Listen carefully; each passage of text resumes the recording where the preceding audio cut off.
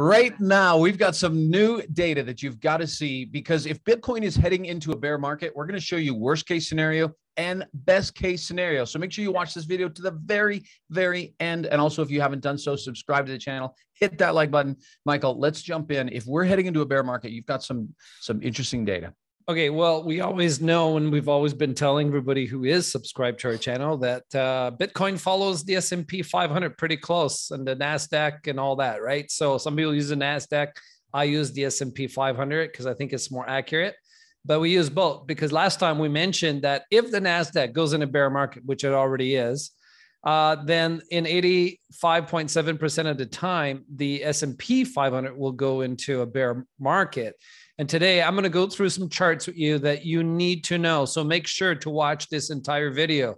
I'm going to come back to that. But we are getting a green candle on the NASDAQ, which is what I like to see. And then what we want to see is that we want to see this come back up and bounce and get out of the bear market for the NASDAQ. Because as I've been saying, that NASDAQ is past that line, which is a bear market after minus 20%. That is what's considered a bear market. And a correction is anything below minus 10%, for those of you who don't know.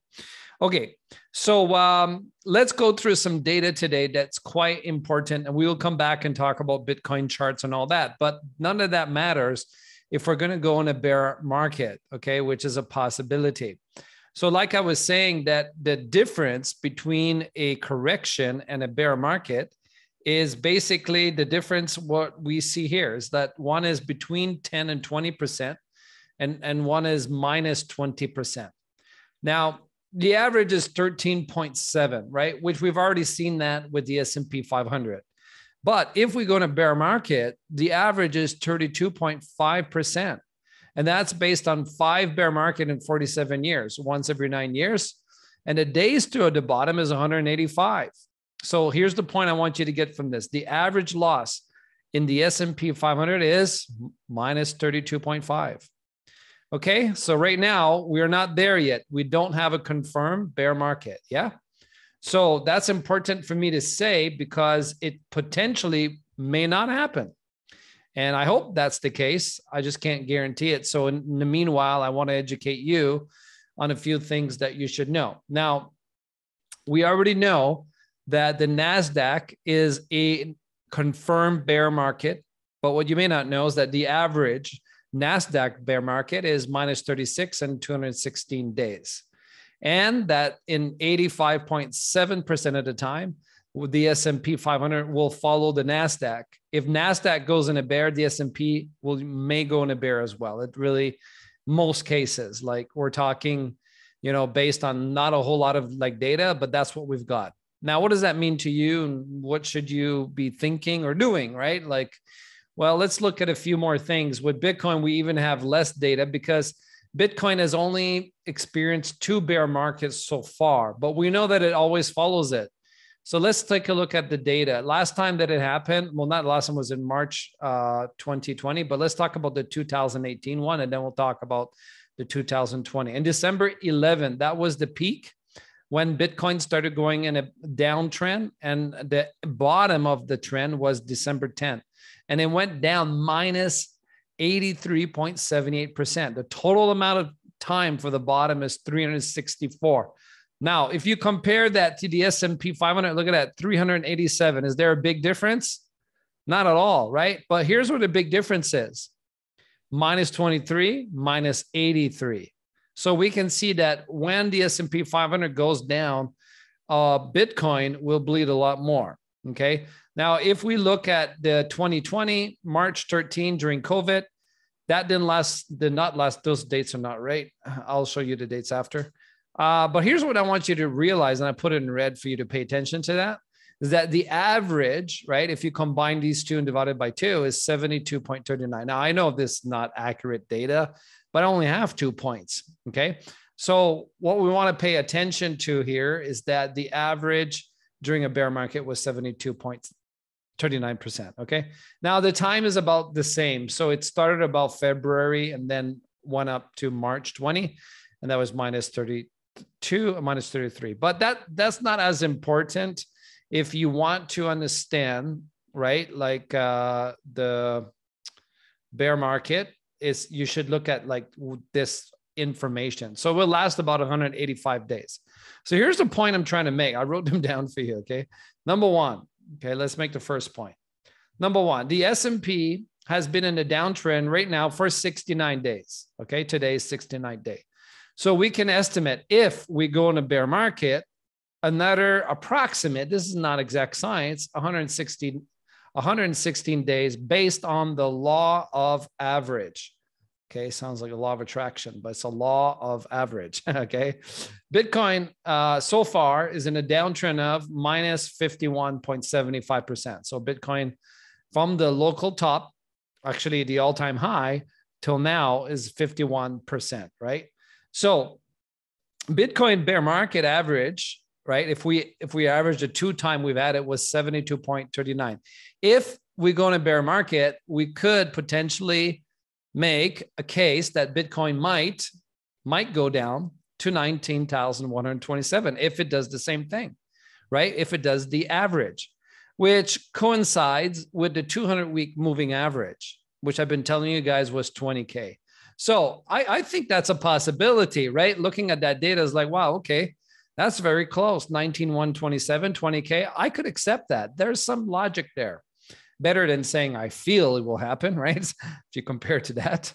But anyway, the best case scenario, if you compare to 2020 last year, is a minus 61.29, which would bring Bitcoin to about 26,772. So would it be fair to say that if we're going to bear market, we could see something between those numbers from 20,000 to 27,000? Would that be fair? I think that's absolutely fair. Like for me, if we're going to bear market, those would be the price I would start buying. Okay. If a bear market is like confirmed, when do you start buying? Well, I would start buying at those prices and I would look at how many days left as well, right? Because it's going to take time. That's what it means from the top, right? We have another 69 days if we're in a bear-like market. So it's not like it's going to drop like so fast. It means it's going to take time to go down, right? And everybody's trying to time the market. Are we at the bottom yet? Are we at the bottom yet? Are we at the bottom yet? Are we at the bottom yet? No, I just told you it takes 69 days. We're not at the bottom yet, right? Pay attention. Okay. So anyway, that's what I have for you today. Just for you to understand all this stuff that I'm talking about. And I hope you enjoyed watching this video. Now let's talk about Bitcoin a little bit more. Well, where did all this come? Oh, I see. I got to clear this out. Hold on a second. Okay. So what I want to share, right, is that we are getting a red candle today. This is a daily like candle. So not much though. There's not much I can tell you about that, but there's obviously a lot of resistance at that level, which we've been having a hard time to break through. And because the market is undecided, we have an undecided market because, you know, people who know what they're doing, they're watching the NASDAQ, they're watching the S&P like 500, and they want to see what's going to happen next. So the market has opened, and good news, the NASDAQ is very close to go back up. I hope that happens. But in the meantime, let's take a look at charts. On the weekly candles, we can see that it's touched the top part many weeks out of 1, 2, 3 times. You may count that one, but probably not. We've touched it 3 times out of 5, and we're now in a new week. This is the 5th week. So there's a good chance we'll go back to the top, which would be 43. I just say there's a good chance, doesn't mean it will, but the odds are there because we've seen it go to the top. Now we got rejected very strongly. What you're looking at here are very bearish candles because they go up and they're pushed down by the bears, right? That's what it means. So yeah, anyway, that's the weekly candles. Let's take a look at the daily candles. We are in a descending triangle. So this is technically, on a technical analysis, a bearish pattern, okay? And if you really wanted to know, like, if you count to the top to the bottom, how low could it go according to this, would be to the next level down to this level at 30,000, which makes sense. Now, I put that level there because that was where we went last time. But yeah, if we go down the technical level, breaking down is this level here at 30,000, okay? Which would make sense. And then we might see a bit of a pump because we have time, you know, we have a lot of time. According to this, we have 69 more days. So Bitcoin will be volatile. It will go down, it will go up, right? So what does that mean? It means you could buy at that level, This is not financial advice. Do your own research, but you could buy and then see it pump back to the 44. And then before it continues the downtrend on the long term, if we're in a bear market. So that's what I got for you today. Hopefully that was helpful. And yeah. Yeah, for sure. Super helpful, and love the research that you've done on helping us understand the connection between S&P 500, the NASDAQ, Bitcoin. And you know what happens in trading is that, you know, in anything in life, we maybe don't, well, we don't want Bitcoin to keep going down. So because we have that, then that can create a bias for us as we look at data. Like when you look bias, at data, right? What's that? Like a belief bias, right? Like you want. Yeah, it's like this belief bias and this, and so we look for a confirmation bias. And so even though the data can be stacked against you, you're still holding on to these slivers of percentages, which is true. It can happen. And like you said, we don't have a lot of data for Bitcoin, right? Because it's a relatively new currency. But if the NASDAQ, or not the NASDAQ, if the S&P does go into a bear market, then those numbers are really stacked against Bitcoin. Doesn't mean that it will, but they're stacked against it. So again, it's always important to understand these concepts in trading. That's why we at this channel try to bring you the best and most up-to-date info, data, technical analysis. Michael does a fantastic job with that. And like we said, you can make money in any market, going down or up. You just have to trade wisely. You could short, right? You could say that. But I think we need to look too at like other things, why a bear market might come. They're about to raise the interest rate. The price of oil is like going up.